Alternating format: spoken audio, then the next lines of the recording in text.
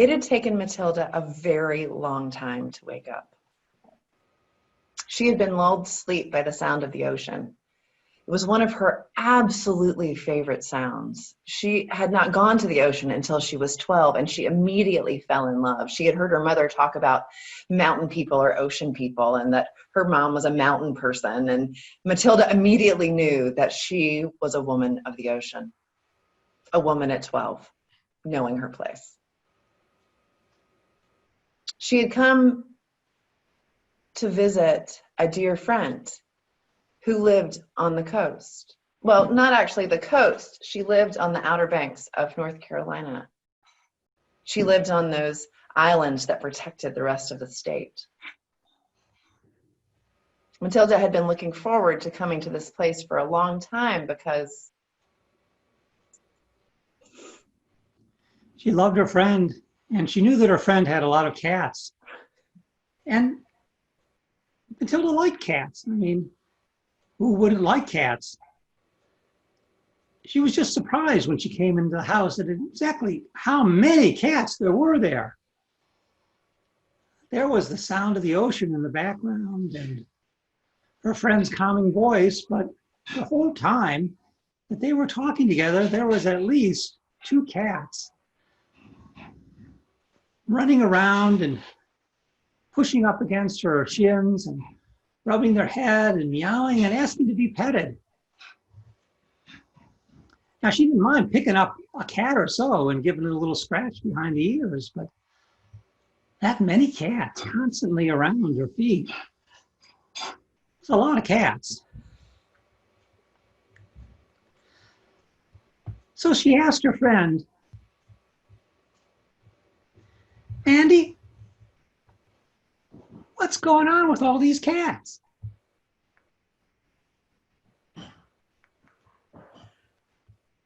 And Andy said, well, I'll tell you what, Matilda. There's a story here. Let me cook you some breakfast and we'll go out on the porch and look at the waves while I tell you. When I moved to the coast of North Carolina, it just wasn't quite far enough. I was living at the beach and I found that I wanted to be farther away and more secluded so that I could do my work.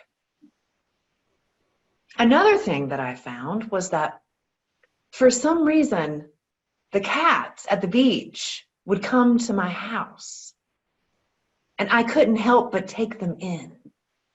Andy is saying all of this as he is cooking breakfast, French toast that Matilda loved, and scrambled eggs, and turkey bacon. Matilda was particular about her turkey bacon. And Andy said, I also found that when I decided to move to the Outer Banks, I couldn't help but take the cats. I only had 4 at the time, and I was moving to more space, and I did not think that that was excessive at all. And given my work, I thought that the cats might be appropriate. What do you think about that, Matilda? And Matilda says, Andy, I don't really know what you're talking about at all. This is all strange to me. You seem like you know what you're talking about with your work and these cats and moving from a beach to an outer bank. But for the life of me, I really don't know what you mean. I just wanted to be near the ocean. And Andy escorted her out to sit on the porch with their very nice breakfast. And he tried to explain further.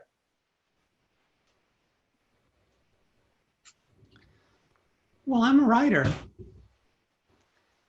And I've been out here now for several years.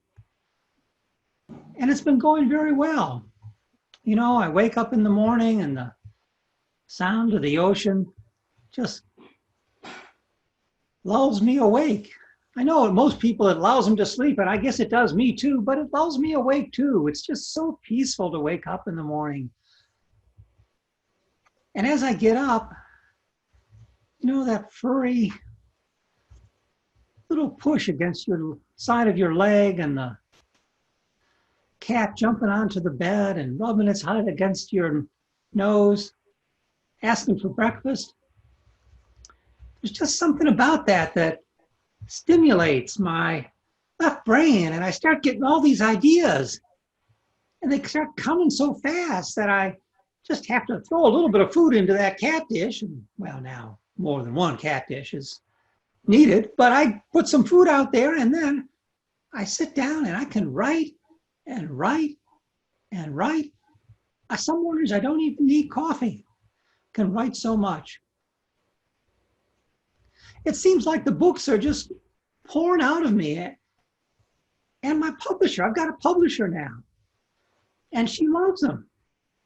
I mean, I've written children's books. I've written adult fiction. I'm thinking about writing the history of the Outer Banks. It's been wonderful. I think they're my muse. I think these cats are my muse.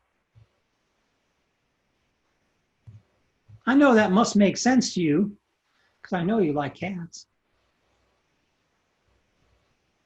I do.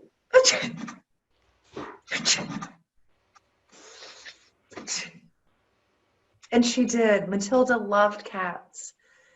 But she also knew after a certain point, she started sneezing every time. When Andy told her about how many cats were in the house, many more than the 4 that he started with, she thought that maybe if she just took some allergy medication, that it would help. I do like cats, Andy. I do. But I don't know how long I can stay here with all of this going on. And there's hair in my syrup.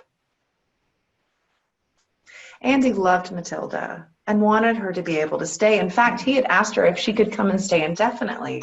There had been somewhat of a romantic interest at some point, which had faded with time, and now they were just very good friends, and the last thing that he wanted was some sort of conflict with Tilly. Tilly was the pet name that he had for Matilda. Andy, I don't know what I'm going to do. I have an idea. What about the space that you use to write? The little side house. What if I go stay there? Oh, I don't know, Matilda. I don't know if you could stay in that little side house. I mean, that's my writing space. I mean, that's where my muse is. I mean, that's where I settle down with the cats. I mean, it's polluted with cats. I'm not sure that you would really like that little side house. I don't know, the little side house. You really think that would work for you? Well, if all the cats are out there and all the cats are in here, then is there any space that doesn't have the cats? Matilda loved Andy and didn't want to upset him. I'm just thinking, Andy, is there any space for me here at all? Well, there's this porch. This beautiful porch with the view of the ocean.